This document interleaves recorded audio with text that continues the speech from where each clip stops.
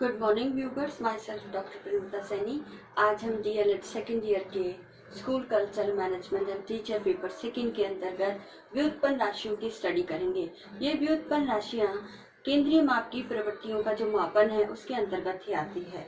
अब हम जब सांख्यिकी आंकड़ों का संकलन कर लेते हैं, संग्रहण कर लेते हैं और उनका संपादन, वर्गीकरण, सारणीयन करने के पश्चात भी हम जो डेटा है हम उसको सिर्फ अरेंज ही कर पाते हैं।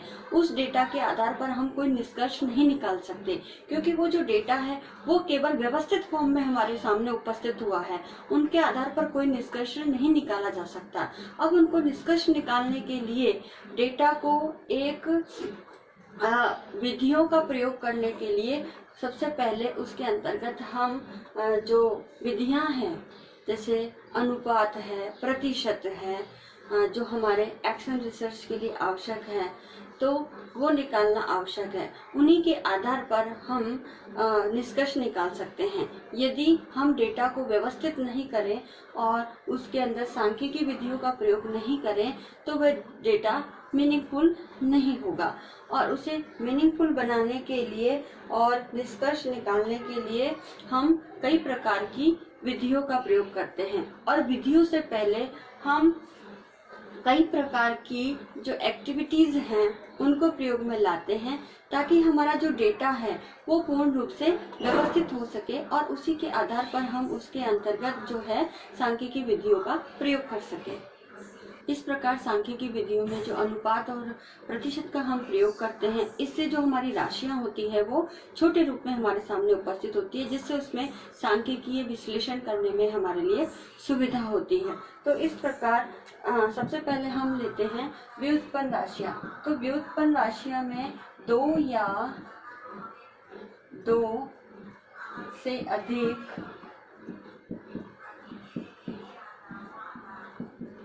राशियों को मिलाकर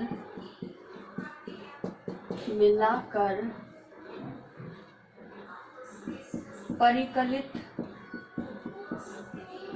राशियों को व्युत्पन्न राशियां कहते हैं। इसके अंदर दो या दो से अधिक राशियां होती हैं। हम उन्हें मिला करके जो एक नई परिकलित राशि बनती है या उसे हम जो है परिकलित राशियां कहते हैं। तो ये परिकलित राशियां होती हैं, इसके आधार पर जो संग्रहित हमारे जो डेटा होते हैं, जो वास्तविक रूप से हमें प्राप्त होते हैं, इन व्युत्पन्न राशियों के माध्यम से ही हम हमारे संग्रहित डेटा से सांख्यिकीय विश्लेषण कर सकते हैं और ये सांख्यिकीय विश्लेषण हेतु उपयोगी होती है। सांख्यिकीय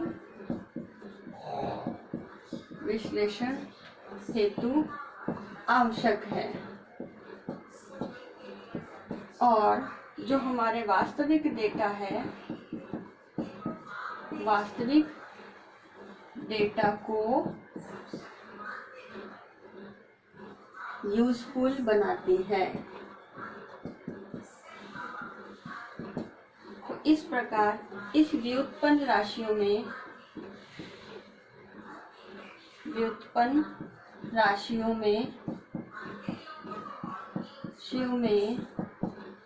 अनुपात, प्रतिशत,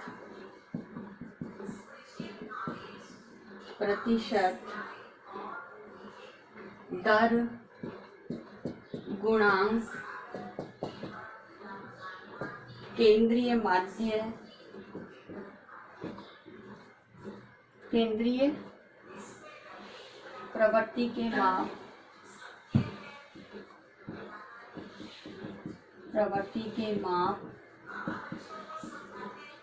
माप, विषमता आदि जो है, ये सभी व्युत्पन्न राशियां हैं। इसके अंदर जो ये प्रतिशत और अनुपात है ये सरल होती है, इसलिए इन्हें सरल जो है व्युत्पन्न राशियां कही जाती है। बाकी जो दर है, गुणांक है, केंद्रीय प्रवृत्ति के माप है, जिसमें मीन, मीडियम, मोड हम निकालते हैं, विषमता है, तो ये सब क्या है, जटिल व्युत्पन्न राशियां हैं जिसमें गणितीय क्रियाओं का प्रयोग किया जाता है, यानी गणितीय सूत्रों के माध्यम से हम इन व्युत्पन्न राशियों के द्वारा सांख्यिकीय विश्लेषण करते हैं। तो इस प्रकार से जो व्युत्पन्न राशियां हैं वो दो या दो अधिक से अधिक राशियों से मिला करके व्युत्पन्न राशियां बनती हैं और इन व्युत्पन्न राशियों से ही हम सांख्यिकीय विश्लेषण कर सकते हैं। साथ ही ये डेटा को यूजफुल बनाती हैं। उनके सांख्यिकीय विश्लेषण करने के बाद ही हम उस पर आधारित निष्कर्ष निकाल सकते हैं। और इन व्युत्पन्न राशियों में अनुपात, प्रतिशत जो है वो सरल व्युत्पन्न राशियां हैं और दर, गुणांक, केंद्रीय प्रवृत्ति के माप और विषमता ये सारी जटिल गणितीय क्रियाएं हैं जिसमें मैथ के सूत्रों का, फॉर्मूलों का यूज होता है। तो इस प्रकार से आज के वीडियो में हमने व्युत्पन्न राशियों की स्टडी की है। अब इस व्युत्पन्न राशियों में सबसे पहला आता है अनुपात।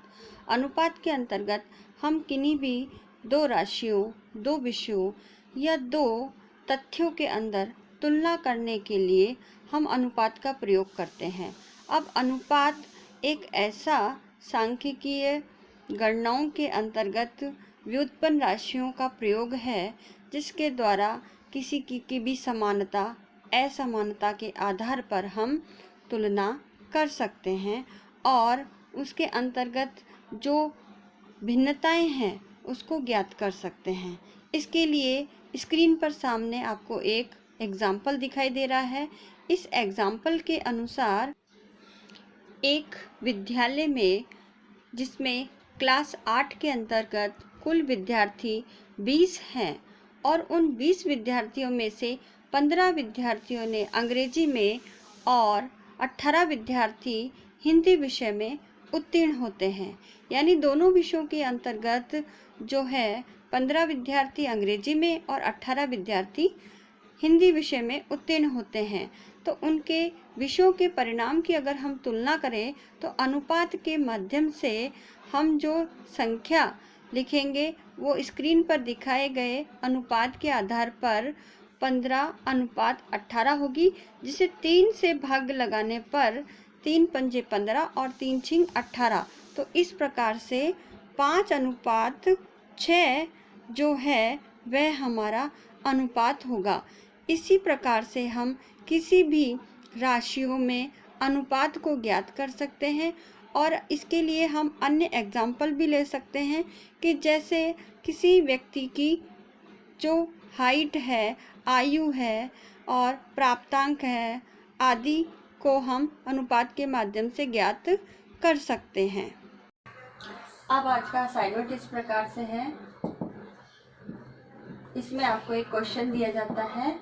इसमें जो क्वेश्चन है वो व्युत्पन्न राशियों से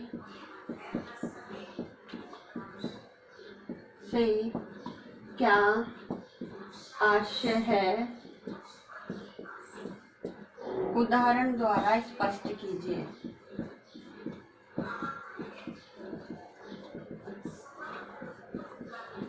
तो इस प्रकार से आपको इस क्वेश्चन का आंसर लिखना है। साथ ही इस कोरोना महामारी के दौर में आप अपने घर में रहिए, सुरक्षित रहिए, जहाँ तक हो सके घर से बाहर नहीं निकलिए। राज्य सरकार द्वारा जो भी गाइडलाइन समय समय पर जारी की जा रही है उसके फॉलो कीजिए, उसका पालन करना अनिवार्य है।